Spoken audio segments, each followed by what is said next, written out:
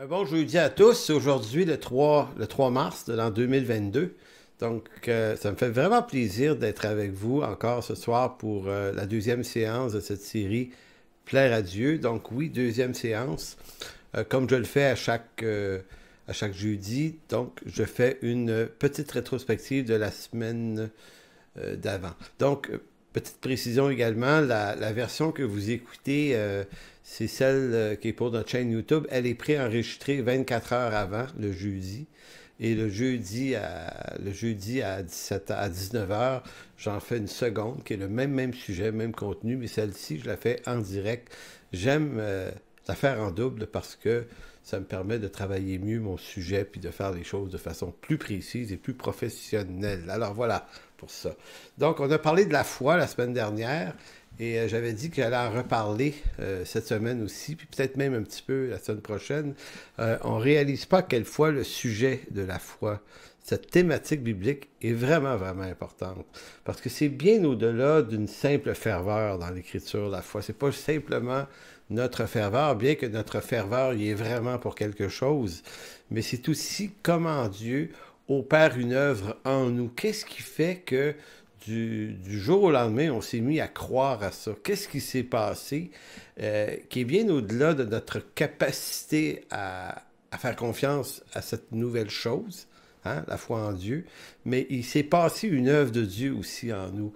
Donc, il faut comprendre que dans cette thématique de plaire à Dieu, on a vu à partir du texte d'Hébreux 11 que sans la foi, il est impossible de lui être agréable. Donc, ce qu'on est en train d'examiner, c'est que ce qui nous rend agréable à Dieu, c'est pas nécessairement une quantité de choses qu'on fait de la bonne manière, absolument. C'est pas tellement dans le faire, mais c'est dans une appartenance à lui qui nous invite dans ce royaume, celui de la foi en lui. Donc, la semaine dernière, on a examiné Hébreux 11, et là, je relis le verset, il est écrit « Or, sans la foi, il est impossible de lui être agréable, car il faut que celui qui s'approche de Dieu croit que Dieu existe et qu'il est le rémunérateur de ceux qui le cherchent. » On avait vu ici là, qu'il faut que ceux qui s'approchent de Dieu croient qu'il existe, qu'il est le rémunérateur de ceux qui le cherchent. Et ce qu'il y a d'intéressant dans ce texte-là, puis il faut s'y arrêter puis l'examiner en profondeur, pour y voir ce que j'appellerais, moi, la double accointance de la foi. On voit dans ce texte-là à la fois l'œuvre de Dieu, puis à la fois la recherche de l'homme. Et souvent, on essaie de se placer dans un... Parce qu'il y a des débats là-dessus. Est-ce que c'est Dieu? Est-ce que c'est l'homme? Est-ce que c'est un peu Dieu, un peu l'homme? En fait, c'est totalement Dieu. Et c'est tout autant l'homme. Tu sais, c'est pas, on ne mettra pas de pourcentage là-dessus, mais dans le texte, ce texte nous dit que ceux qui cherchent Dieu sont à la fois appelés de Dieu. Pourquoi je fais cette mention au sujet d'Hébreux 11? Parce qu'Hébreux 11 nous dit ce que c'est la foi, comment elle nous parvient. Puis après ça, on va voir tout à l'heure la longue liste d'exemples du reste du chapitre. Donc, c'est en regard de ces témoins de la foi, donc les Abraham, Isaac, Jacob, Joseph, Moïse et tout le reste, que ce texte-là existe. Donc, Hébreux 11:6 décrit les témoins déjà présents dans le texte. Donc, ce texte nous dit que ceux qui ont cherché Dieu, mettons dans l'Ancien Testament, sont aussi en même temps des hommes que Dieu a appelés. Ces hommes ont obéi à Dieu, mais à la fois, aucun d'eux ne s'est proposé à Dieu. Donc, vous voyez, Abraham a été appelé par Dieu. Il ne s'est pas appelé. Il n'a pas proposé à Dieu un projet de déménager de la Chaldée puis d'aller sur les terres d'Israël, là, des terres de Canaan. Il a été appelé. Mais, ce faisant, Dieu l'appelle, ben, il y croit, puis il y va. Et vous allez voir, cette accointance, c'est pour ça que j'appelle ça la double accointance, c'est Dieu et c'est l'homme. Donc, ces hommes ont obéi à la foi, à Dieu, mais à la fois, aucun d'eux ne s'est appointé lui-même. C'est Dieu qui appelle en tant que rémunérateur. Donc, on avait vu que le mot rémunérateur, mystapodotes, veut dire celui qui pourvoit, qui paie le salaire. Donc, dans l'ordre des choses, lorsque Dieu appelle, il pourvoit ce qui est nécessaire à celui qui est appelé. Donc, c'est Dieu qui fait l'œuvre, mais Dieu ne la fait pas sans cet homme qui l'appelle. C'est intéressant. Il pourvoit tout ce dont ses appelés auront besoin pour marcher avec lui dans la vocation. En lisant l'histoire de ces hommes de foi, on le constate très bien. Et c'est vrai pour eux, et c'est vrai pour vous, c'est vrai pour moi aussi. Parce qu'on a tendance à penser que, j'ai eu cet argument-là avec une personne dernièrement qui disait les apôtres et les prophètes de l'Ancien Testament sont dans une classe d'appelés à part. C'est pas pareil comme le reste du peuple. Et moi, je suis pas du tout d'accord avec ça. Il n'y a pas deux sortes d'élections différentes dans l'Écriture. Tout le monde est appelé selon le même dessein d'élection par Dieu, mais tout le monde n'est pas appelé à la même vocation dans cette élection, si on veut.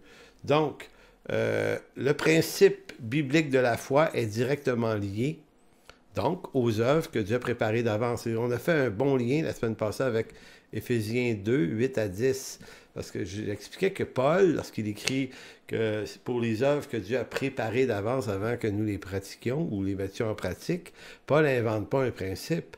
Paul est nourri de la tradition de l'héritage de l'Ancien Testament, où il sait bien que tous les héros ou les témoins, les prophètes, les patriarches, tous sont des appelés par Dieu à une œuvre auquel Dieu les a invités.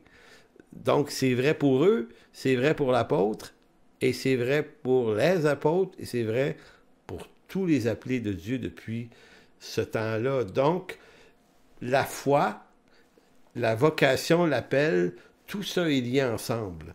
Finalement, l'idée est fort simple. Pour être agréable à Dieu, il faut simplement marcher par la foi dans la vocation qui nous est assignée. Donc, en quelque sorte, ça résume rapidement ce qu'on a dit la semaine passée. Ce soir, on va voir de quelle façon l'œuvre de chacun est éprouvée par le feu. On va voir un texte d'1 Corinthiens 3 qui fait peur à des gens des fois, mais on va voir qu'il s'intègre très bien à toute la dimension de la foi.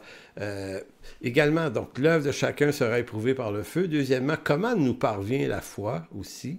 Et troisième point, qu'est-ce que la foi? Mais qu'est-ce que la foi ici selon Hébreux 11? Parce que d'autres textes peuvent en donner des définitions dans des angles différents. Donc, premier point, si vous tournez dans 1 Corinthiens 3, c'est l'œuvre de chacun sera consumée par le feu. Disons-le tout de suite, c'est pas les croyants qui vont être exposés au feu, consumés par le feu, comme sauvés à travers le feu, bien que l'expression est utilisée ici, c'est l'œuvre de chacun. Donc, sans la foi, il est impossible de lui être agréable, car ce qui nous rend agréable à Dieu, c'est que nous pratiquions ses œuvres, celles pour lesquelles il nous a appelés. Et là, vous m'entendez répéter ça souvent, mais c'est important. Ici, il y a une mécanique qui est précise. Donc, ce n'est pas la quantité de vos œuvres, ni vos victoires sur le péché qui font que vous êtes agréable à Dieu, bien que ces choses sont agréables à Dieu néanmoins. Mais vous êtes d'abord et avant tout agréable à Dieu du seul fait que vous êtes l'un de ses enfants, sauvés par la foi. Et c'est là qu'on voit dans sa première lettre aux Corinthiens, Paul montre à quelle œuvre vocationnelle, à quel point sont importantes les œuvres vocationnelles, donc vos appels, parce que d'elles dépendent des récompenses. Chacun a son appel, et je vous le fais remarquer d'avance, là, chacun a son appel, appel différent l'un de l'autre, et chaque appel a son utilité dans l'œuvre de Dieu, et personne n'est à lui-même toute l'œuvre de Dieu. Car cette œuvre nécessite différentes personnes dans une chaîne d'événements. Autrement dit, c'est par le corps de Christ que les œuvres de Dieu sont pratiquées et non par une personne qui aurait une vocation exclusive. En d'autres mots, j'ai beau être pasteur d'une église, que toute l'œuvre de Dieu ne se résume pas à ma vocation. Ma vocation n'est pas l'œuvre de toute l'Église, c'est ma vocation. Maintenant, moi, je dois aider ceux qui sont là, les accompagner à trouver la leur, mais non pas les soustraire à la leur pour qu'ils m'aident à accomplir la mienne, bien que on est tous dans un travail à la chaîne et on est tous une partie d'un maillon d'une chaîne qui travaille dans une même œuvre. Par exemple, écoutez, Abraham devient le père d'une multitude de nations. À travers lui va naître le Messie. le oint de l'Éternel. Mais le oint n'est pas sorti des entrailles d'Abraham à ce moment-là. Abraham a eu Isaac, Isaac a eu Jacob. Jacob a eu 12 fils, et de ses 12 fils, il y a Judas. Et là, vous avez David qui apparaît des générations plus tard. Donc, voyez-vous, c'est une chaîne qui est complémentaire, qui fait partie du dessein de Dieu. Tous ces hommes-là ne se sont pas appelés eux-mêmes, mais font partie d'une chaîne vocationnelle qui, depuis Abraham, voit Jésus naître un jour. Donc, si on comprend bien comment ça a fonctionné dans l'Ancien Testament, toute cette longue chaîne, bien, on comprend que c'est la même chose pour nous. Je ne suis pas une fin en soi. Mon Église ne peut pas avoir sa finalité en moi ou en un autre. Elle est la finalité de tous ceux qui sont là. Et lorsque je ne serai plus là, cette Église doit nous survivre. Donc, de la même façon que l'œuvre doit se poursuivre et on doit faire extrêmement attention de ne pas s'accaparer cette œuvre-là que pour soi, parce que ça, c'est le piège. Donc, dans 1 Corinthiens 3, 5 à 15, on va lire, Paul nous dit que nous sommes appelés à des œuvres préparées d'avance, de telle sorte que toutes celles que nous avons faites, toutes celles auxquelles nous sommes appelés, vont briller, et à la fois toutes celles dans lesquelles on aurait perdu notre temps, mais qui n'étaient pas selon notre vocation, vont être exposées aux flammes. Donc, c'est un peu le principe ici de l'or. Quand on prenait de l'or, on voulait le nettoyer de ses scories, ben, on le passait au feu et les cochonneries montaient sur le dessus et puis l'or pur restait dans le fond. Voyez-vous, donc c'est l'idée de l'épreuve du feu, non pas comme un jugement au sens du grand trône blanc, le feu éternel, mais ici le feu qui purifie. Donc, qu'est-ce que, verset 5, 1 Corinthiens 3, qu'est-ce donc qu'Apollos et qu'est-ce que Paul, des serviteurs par les moyens duquel vous avez cru, selon que le Seigneur l'a donné à chacun. Donc, c'est intéressant, il le dit tellement clairement, Paul. On est qui, moi, puis Apollos? Ben, dis-nous, on est des serviteurs, on a été un outil entre les mains de Dieu, et par lequel vous avez été amenés à la foi en Jésus-Christ, selon que Dieu l'a donné à chacun. Et Dieu a donné des choses à Apollos qu'il n'a pas donné à Paul. Il le dit en prêt, il dit, moi j'ai planté, verset 6, Apollos, lui, a arrosé. Mais Dieu a fait croître, en sorte que ce n'est pas celui qui plante qui est quelque chose, ni celui qui arrose, mais Dieu qui fait croître. C'est intéressant de voir cette chaîne vocationnelle se mettre en branle. C'est une instruction extrêmement riche et importante qui nous garde humbles dans une partie du chaînon. C'est comme se dire, quelle est ma vocation là-dedans, de telle sorte que je n'accapare pas tout l'espace vocationnel de ce qui peut se passer dans mon église. Il se passe plein d'autres choses. Ben, maintenant, il faut qu'il y ait de l'espace, faut qu'il y ait de l'espace pour que les vocations des autres se mettent en branle, parce que ça fait partie du succès du dessein de Dieu. Donc, celui qui plante, verset 8, et celui qui arrose sont égaux, et chacun recevra sa propre récompense selon son propre travail, car nous sommes ouvriers avec Dieu, vous êtes le champ de Dieu, l'édifice de Dieu, selon la grâce de Dieu qui m'a été donnée, j'ai posé le fondement comme un sage architecte, et un autre a bâti dessus, mais que chacun prenne garde à la manière dont il bâtit, car personne ne peut poser un autre fondement que celui qui a été posé, à savoir Jésus-Christ. Or, si quelqu'un a bâti sur ce fondement avec de l'or, de l'argent et des pierres précieuses, du bois, du foin et du chaume, l'œuvre de chacun sera manifestée, car le jour la fera connaître, parce qu'elle se révélera dans le feu, et le feu éprouvera ce qu'est l'œuvre de chacun. C'est intéressant. C'est intéressant, puis c'est surtout important. L'apôtre utilise 2 fois, verset 13, l'œuvre de chacun. L'œuvre spécifique, la vocation. Et là, on entend le reflet encore d'Éphésiens 2.10. Dieu a préparé des œuvres d'avance pour chacun de nous afin que nous les mettions en pratique. C'est à la fois exclusif à soi-même, il y a quelque chose d'individuel dans ça, mais cet appel, cette vocation individuelle est placée dans un collectif, dans une église. Donc, je suis appelé à donner à mon église cette partie de l'œuvre que Dieu me confie à moi. Donc, vous aussi, c'est la même chose. Donc, si l'œuvre bâtie par quelqu'un sur le fondement subsiste, il recevra sa récompense, mais si l'œuvre de quelqu'un est consumée, il perdra sa récompense pour lui. Il sera sauvé comme à travers le feu. L'exhortation de l'apôtre, d'une part, il y a des rôles qui sont confiés à chacun et il y a des œuvres qui sont confiées à chacun et chacun est appelé à les mettre en pratique. Maintenant, on croit entendre aussi que ce qu'on aura fait, qui peuvent être des excellentes choses, mais qui ne nous a pas été confié. Puis ça, c'est la tentation qu'on a. On peut faire plein de choses pour Dieu.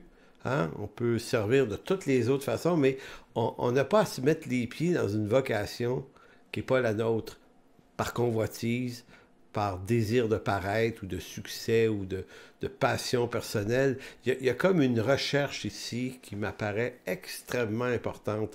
Je déjeunais avec un ami ce matin, un chantre qui est assez connu, qui a fait des super bons chants.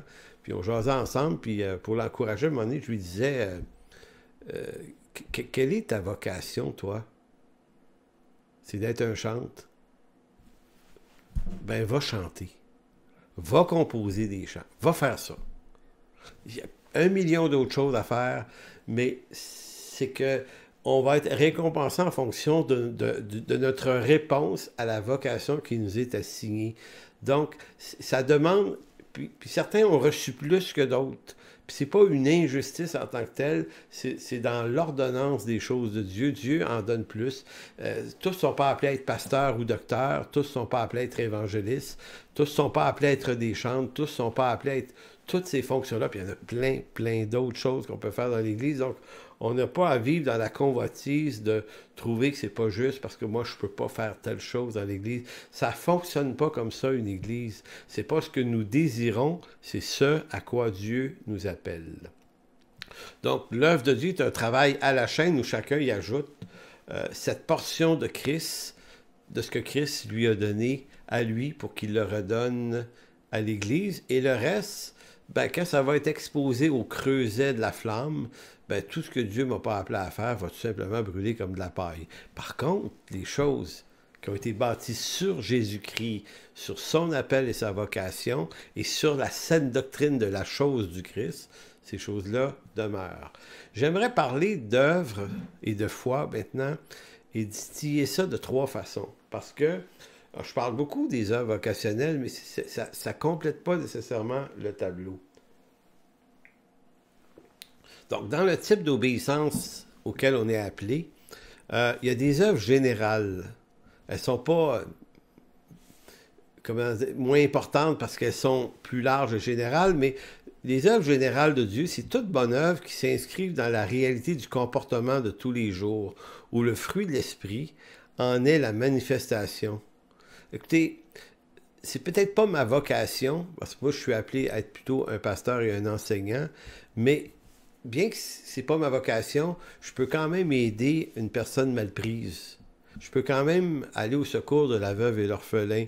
Donc, c'est toute cette histoire que je peux pas dire, ouais, mais moi, je suis juste un pasteur, moi, je n'aide pas les pauvres. Non, plus. Voyez-vous, il y a des œuvres générales et on insiste beaucoup dans notre Église, c'est pour ça qu'on s'appelle En chemin, là. On se dit souvent, qu'est-ce que Dieu a mis en chemin sur mon chemin aujourd'hui qui pourrait faire en sorte que ça m'implique? Donc ça, c'est les œuvres générales. Puis là, il y en a plein d'affaires de même. On ne peut pas en faire une liste. Je donne l'exemple de porter assistance à une personne mal prise. C'est un exemple évident, mais il y a plein d'autres choses. Donc, œuvre générale. Deuxième catégorie d'œuvres importantes pour Dieu, c'est les œuvres, je ne sais pas si l'expression est bonne, mais les œuvres comportementales éthiques.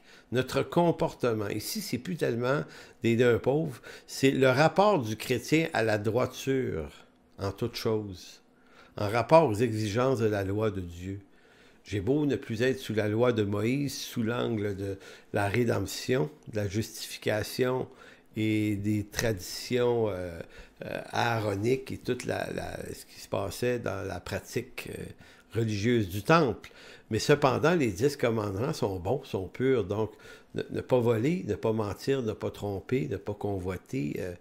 Toutes ces questions-là, la droiture, éthiques en rapport à la loi, ce sont des œuvres importantes à mettre en pratique continuellement dans nos vies. Et le troisième secteur des œuvres de foi, c'est des œuvres vocationnelles, mais ça on en parle déjà, c'est des œuvres que Dieu a préparées d'avance. Ce que nous retenons de 1 Corinthiens 3 est que toute œuvre qui appartient à ma vocation et que je pratique dans l'obéissance de la foi est une œuvre qui subsistera et pour laquelle je serai récompensé, comme Abraham, Isaac, Jacob, Joseph, Moïse, David et tous les autres. Donc vous voyez, c'est le même mécanisme pour vous et moi que ça l'était pour eux. C'est pas une quantité, c'est une réponse à son appel. Ça, c'était mon premier sujet ce soir. Le deuxième, comment nous parvient la foi? Allons dans Romains chapitre 10, verset 17. La foi, nous dit Paul, elle nous vient de ce qu'on entend. Hein, il dit la foi vient de ce qu'on entend vient de la parole. Donc, ce texte de Romains 17 ajoute de l'information précieuse sur comment la foi nous parvient, sur le moyen par lequel nous parvenons, nous, à y croire. On le verra en lisant le texte, dans ce texte de Romains 17, la foi salvatrice ou salvifique, selon le mot que vous aimez mieux, ne vient pas de ma fidélité à suivre des codes religieux, par exemple ceux du judaïsme. Vous savez, parce que Paul va mettre en évidence que tous ceux qui ont suivi la loi en détail parmi Israël, tous ne sont pas Israël, tous ne sont pas sauvés. Donc la foi vient pas de la stricte observance, la foi salvifique, la foi qui sauve, pas la foi ferveur dans la pratique. En fait, Paul veut montrer dans ce texte que les païens sans la foi, donc ceux qui n'avaient jamais pratiqué le judaïsme, qui n'avaient aucune idée de l'écriture du judaïsme, sont également sauvés par la foi sans les œuvres de la loi. On revient toujours à la grande question de Romains. La lettre de Romains, c'est également la lettre aux Galates. Si la foi ne vient pas de la pratique fidèle au judaïsme, ben, elle vient d'où? Donc, lisons Romains 10, verset 12 à 15. Okay? Il n'y a aucune différence, en effet, Romains 10, 12, il n'y a aucune différence, en effet, entre le juif et le grec. Pourtant, sur le plan religieux, la différence est énorme. Écoutez, le juif, c'est celui qui suit radicalement les rudiments de la loi, qui en fait une application stricte. Le grec, lui, il ne sait même pas que ça existe. Mais Paul dit, devant Dieu, là, il n'y a aucune différence, puisqu'ils ont tous un même Seigneur qui est riche pour tous ceux qui l'invoquent. Car quiconque invoquera le nom du Seigneur sera sauvé. Et là, on arrive dans la série de questions que l'apôtre Paul pose lui-même et auxquelles il va amener lui-même les réponses un peu plus loin. Il va dire, comment donc invoqueront-ils celui en qui ils n'ont pas cru? Comment est vraiment forte la question. Comment on en vient à invoquer Dieu en qui on ne croit pas? Donc, c'est comme si Paul disait, il n'y a pas de ferveur naturelle au départ, là. Il n'y a rien, et tout à coup, du rien du tout, arrive quelque chose dans ta vie qui fait que tu l'invoques. Deuxième question, comment croiront-ils en celui dont ils n'ont pas entendu parler? Les païens, peut-être? Et comment en entendront-ils parler si personne ne prêche? Et comment y aura-t-il de prédicateurs s'ils ne sont pas envoyés? Donc, 4 questions. Selon qu'il est écrit, ils sont beaux les pieds de ceux qui annoncent la paix et de ceux qui annoncent une bonne nouvelle. Donc, la réponse de Paul aux questions que lui-même pose, en fait, c'est non seulement faut-il, dit-il, entendre l'annonce de la bonne nouvelle, mais qui plus est, seuls ceux qui entendent ce message et qui sont conduits à invoquer le Seigneur seront sauvés. Parce qu'il y a un dilemme intéressant. Peut-être que les païens n'ont jamais entendu parler de l'Écriture, ni de Dieu, ni du Messie, ni rien de ça. Pourtant, lorsque Paul se promène dans les contrées païennes et qu'il leur parle de Jésus et des promesses du Messie, certains sont touchés, ils se tournent vers lui quand même. C'est différent des Juifs à Jérusalem dans Acte 2, hein, dans la foule devant Pierre à la Pentecôte. Eux, ce sont des Juifs de 14 nations différentes, mais des Juifs tout de même. Donc, ils ont une connaissance des prophéties messianiques, mais certains ne les ont pas. Donc, Paul est en train de dire que vous soyez un païen ou un juif, là, le salut ne viendra pas de votre arrière-plan ou païen ou juif, donc de votre ignorance ou de votre connaissance. Le salut va venir d'une œuvre que Dieu fait dans la vie de la personne. Donc, ce qui était impossible à croire pour un païen devient soudainement possible. Et pour un juif, ce qui faisait aucun sens que Jésus soit ce Messie, parce que d'autres attendaient un Messie libérateur, mais éventuellement, ils ont dû apprendre que c'était un Messie souffrant à la croix, eh bien, certains se sont tournés vers lui quand même, parce qu'il dépend de la puissance de l'Évangile.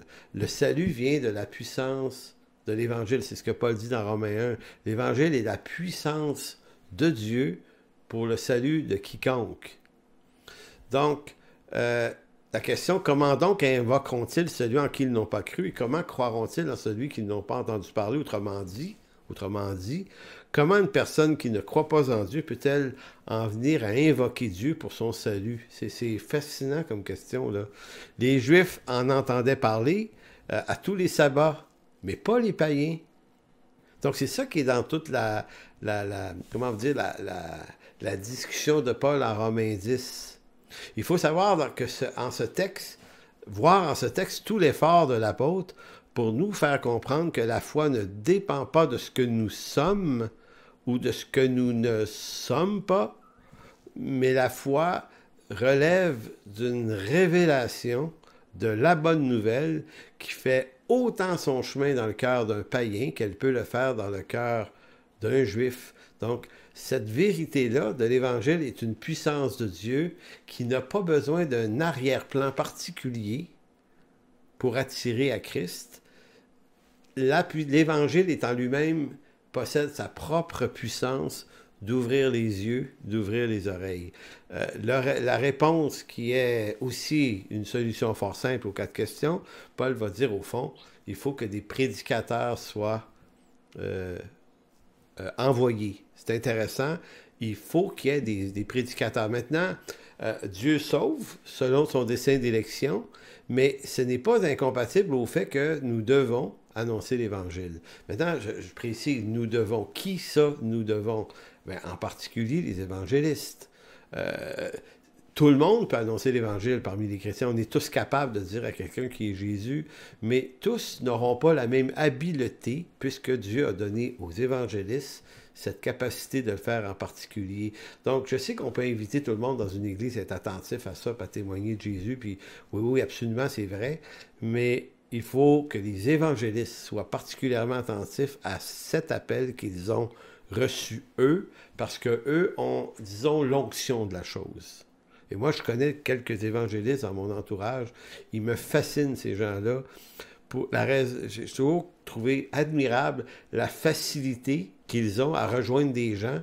Eux, les gens les écoutent. De la même façon que si moi j'ai un appel pastoral, ça ne veut pas dire que je ne peux pas évangéliser, mais l'évangélisation, ça ne sera pas mon domaine d'expertise. C'est pas ma vocation. Je peux évangéliser pareil, mais c'est pas ma vocation. Moi, je vais être meilleur dans mon appel, qui est l'enseignement, mettons, et ainsi de suite, pour un chant, pour tous les autres. Donc, vous voyez que c'est très, très intéressant. Et là, l'apôtre Paul nous dit, la foi, elle vient de la prédication, de l'annonce de la bonne nouvelle. Maintenant, c'est pas juste dire à quelqu'un sur le bord de la rue, tu crois-tu en Jésus? Écoutez, on fait des prédications le dimanche qui sont pas nécessairement un appel au salut directement, mais quelqu'un qui tombe là-dessus, ça peut l'amener puis l'attirer à Dieu. Voyez, continuons à lire le texte de Romains 10. Romains 10, 16 à 18. Paul va dire, mais tous n'ont pas obéi à la bonne nouvelle. Donc, ils ont entendu, mais ils n'ont pas tous obéi.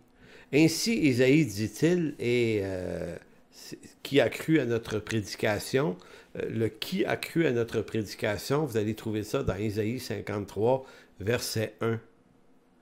Bon, qui a cru à notre prédication? Verset 17, et c'est là le texte clé. Ainsi, la foi vient de ce qu'on entend, et ce qu'on entend vient de la parole de Christ. La foi vient de ce qu'on entend, et ce qu'on entend vient de la parole de Christ. Soit dit en passant, en français, on rajoute des verbes, le verbe venir et le verbe entendre. 2 fois le verbe entendre, 2 fois le verbe venir, mais si on regarde le texte grec en lui-même, ces verbes-là ne sont pas là.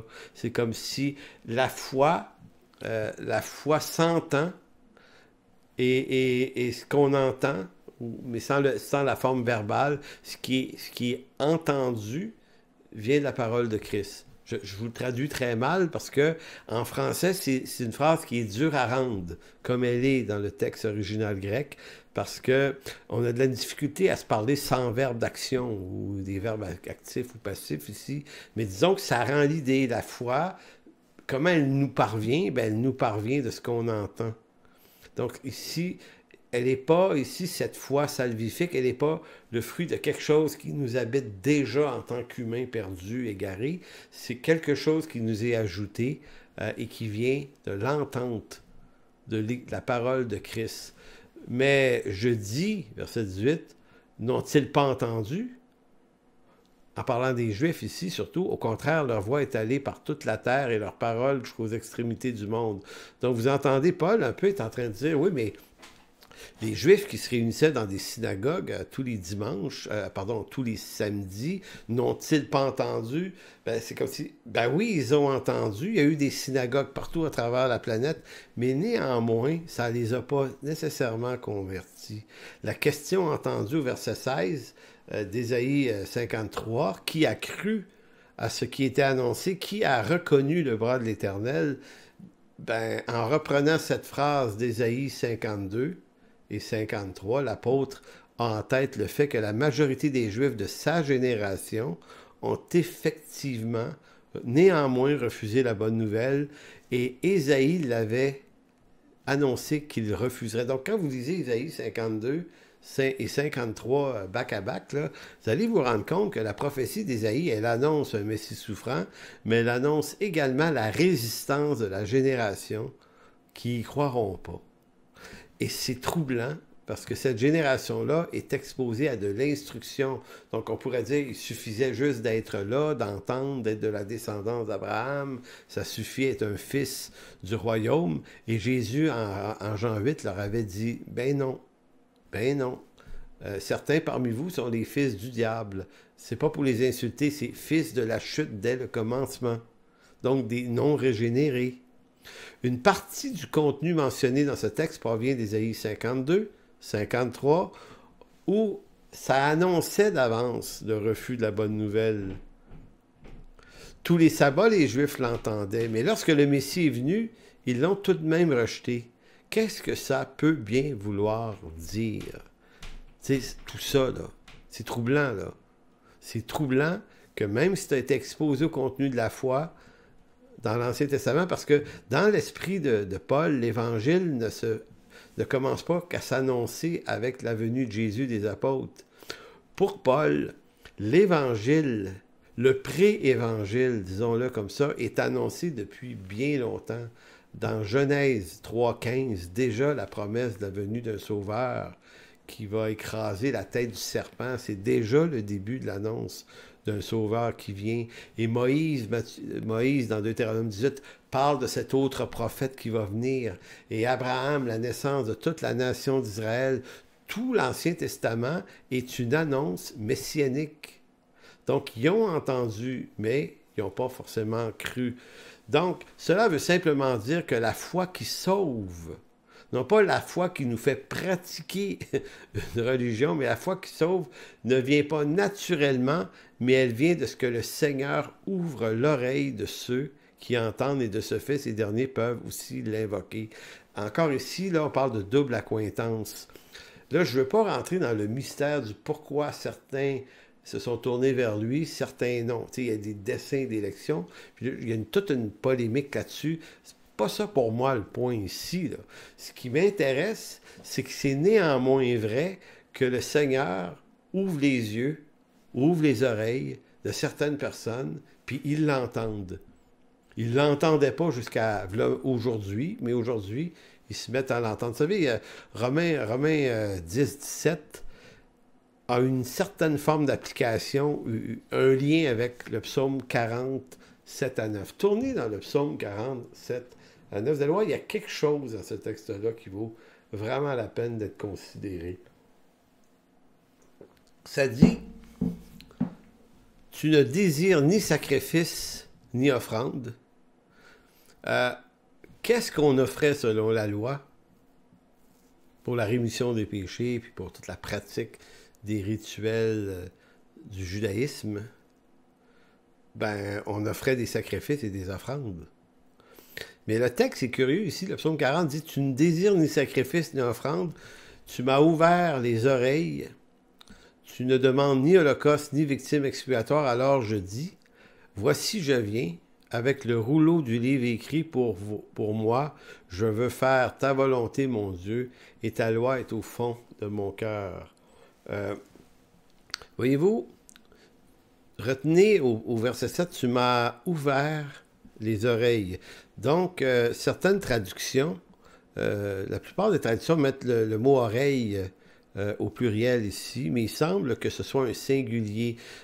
Si je comprends bien, je ne suis pas un spécialiste du grec, certains me corrigeront si je me trompe, mais on pourrait mieux traduire par « tu m'as ouvert l'oreille ». Donc, c'est plus que l'oreille physique, là, c'est l'image, tu m'as ouvert l'intelligence. Et le mot kara pour ouvert, c'est le mot creuser. C'est intéressant, tu m'as creusé une oreille.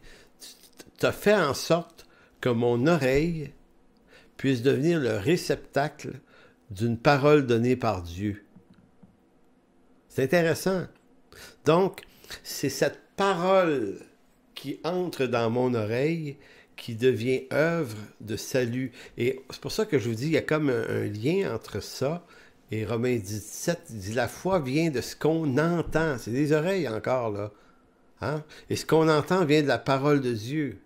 Ici, tu m'as ouvert l'oreille. C'est comme si tu m'as ouvert l'oreille pour que j'entende ce que ta loi dit, verset 9. Je veux faire ta volonté, mon Dieu, car ta loi est au fond de mon cœur.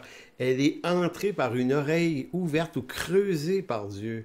Et cette parole devient parole de Dieu vivante dans ma vie. Donc, on a comme ici encore l'impression de comment la foi nous parvient. Bien, elle nous parvient. La foi salvifique, salvatrice, d'où vient de Dieu. Donc, Dieu creuse une oreille attentive à tous ceux qui l'appellent, à son salut. Et par vocation, il a fait ça pour Abraham. Et là, revenons dans l'Ancien Testament.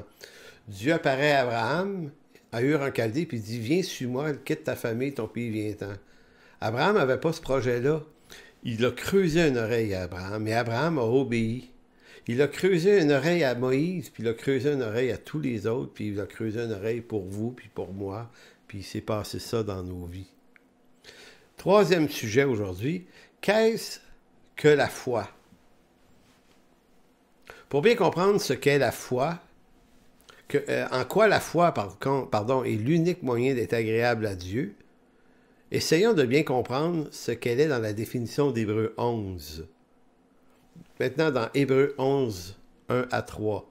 Faire confiance à Dieu dans la vie de tous les jours est le fruit de la foi, la ferveur, c'est-à-dire l'état dans lequel se retrouvent ceux qui sont rachetés. Donc, on fait une différence entre la foi en tant qu'installation du salut dans ma vie. Dieu m'a creusé l'oreille, c'est devenu une réalité. J'ai donc cru. J'ai cru. Hein? J'ai pas été forcé. J'ai cru à une évidence qui n'était pas évidente avant, mais qui est devenue évidente un jour. Donc, et j'ai ajouté foi, mais c'est pas la même chose que la ferveur de la foi que j'y mets à chaque jour de ma vie à jardiner cet état de confiance avec Dieu.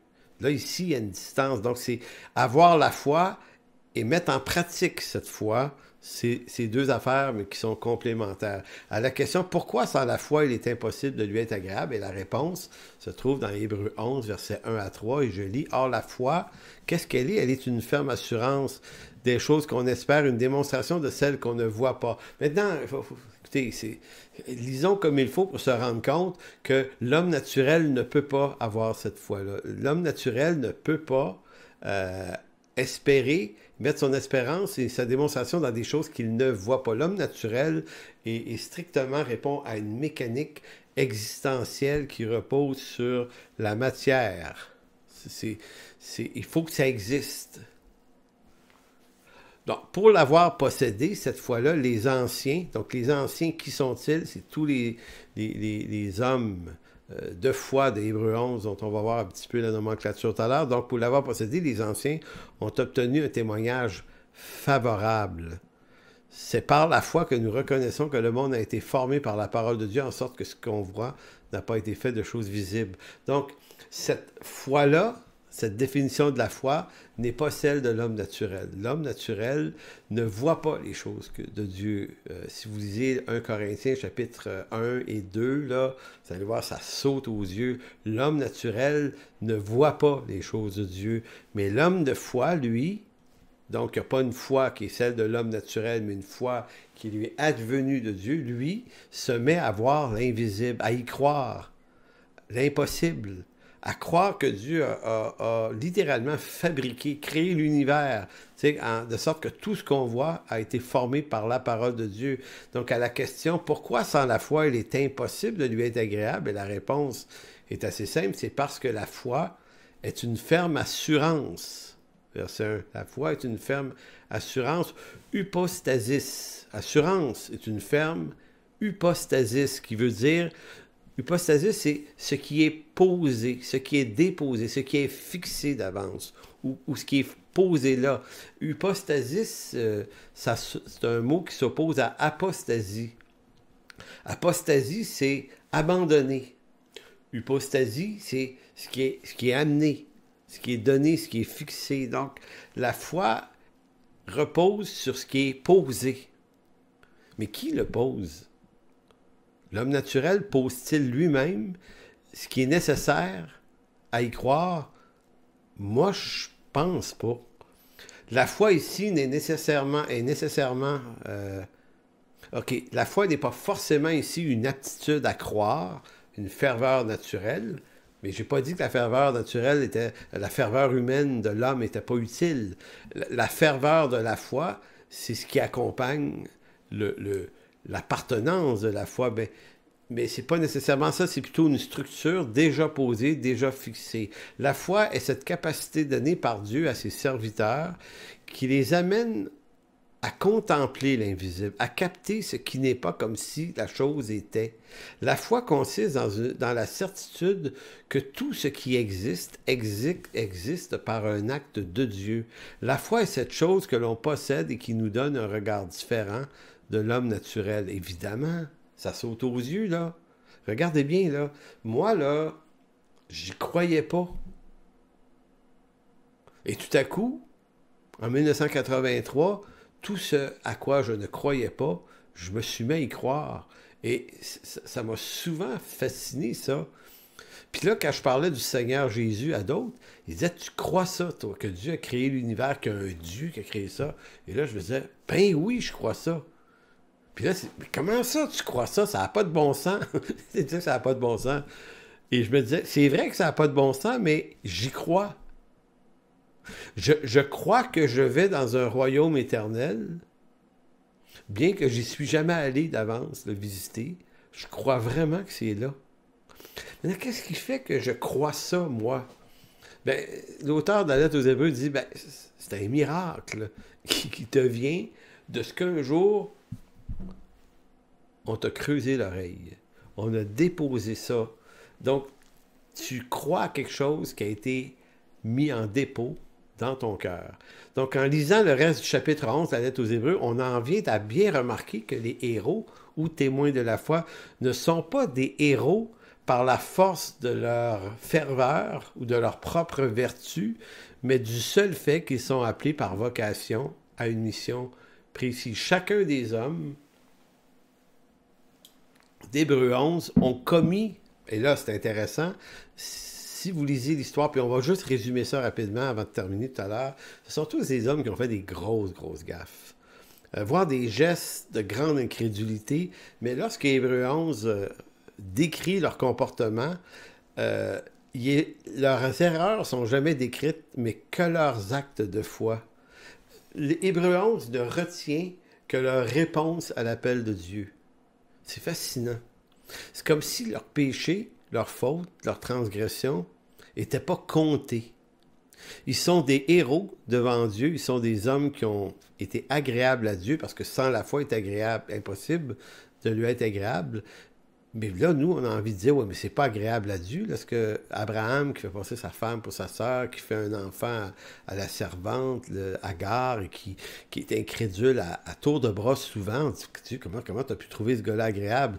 Et là, c'est comme si Dieu disait, il m'est agréable parce que c'est mon serviteur, je l'ai appelé et il a fait toute ma volonté. Oui, oui, il a fait plein d'affaires. Ça veut dire, ça là, ça fait partie des choses qui sont lavées par le pardon à la croix. Je ne me rappellerai plus de leurs iniquités, dit le prophète. Autant l'Orient est éloigné de l'Occident, autant j'ai éloigné de vous vos transgressions. Et ça marche pour de vrai. Donc, peut-être que vous vous dites, ouais, mes transgressions ne me rendent pas agréable à Dieu. Peut-être que dans la communion avec Dieu, oui, c'est vrai, Dieu peut nous reprendre sévèrement. Mais dans le rapport de notre réalité éternelle, nos péchés sont pardonnés. C'est trop facile à dire, mais c'est trop vrai pour ne pas le dire. Donc, leurs grosses gaffes ne sont pas rappelées.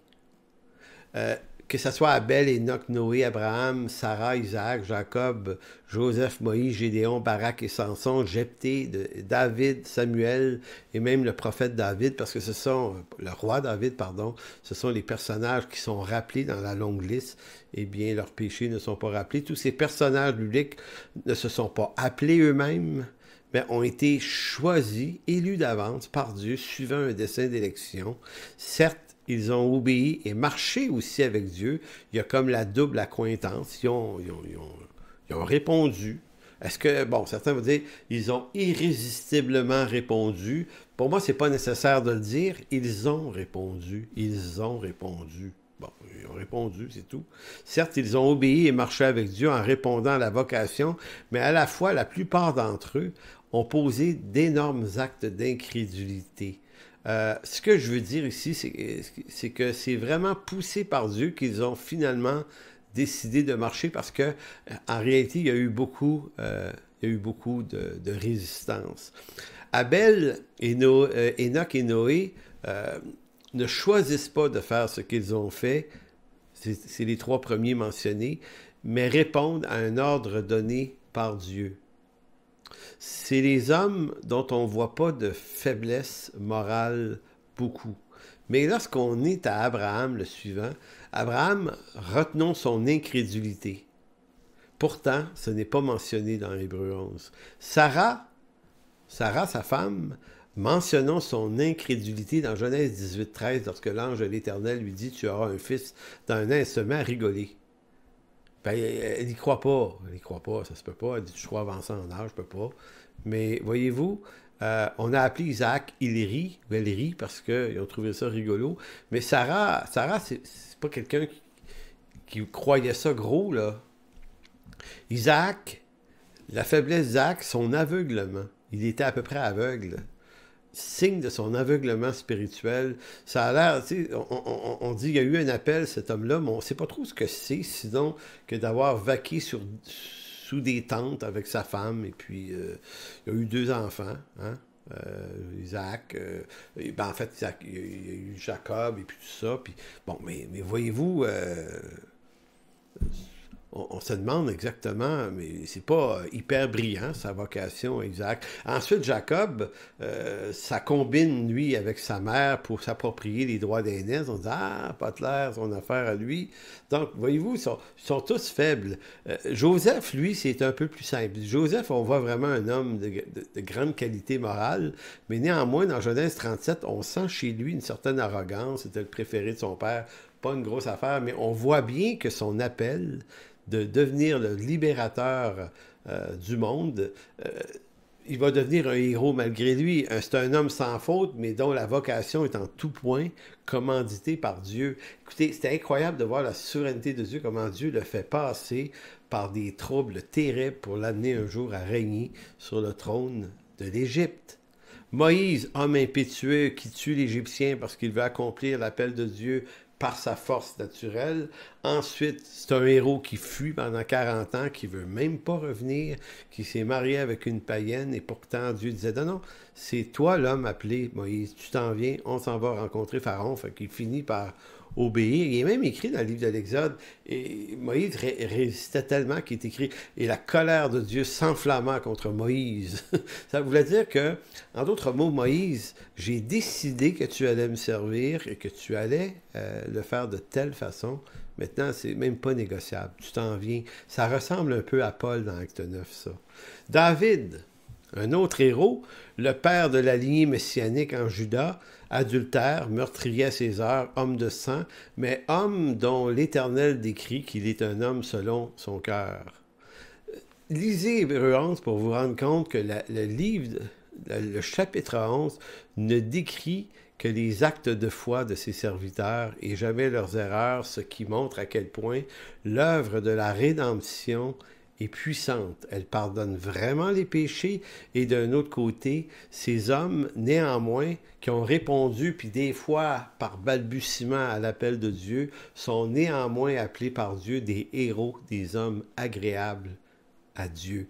Ce qui veut dire que vous et moi, nous sommes, suivant le même concept, la même idée, nous sommes aussi des agréables à Dieu, puisque nous sommes appelés par lui, sauvés par lui, pardonnés par lui, et qui plus est, avons reçu un appel, un don, un talent, une vocation, à laquelle on va tâcher de répondre.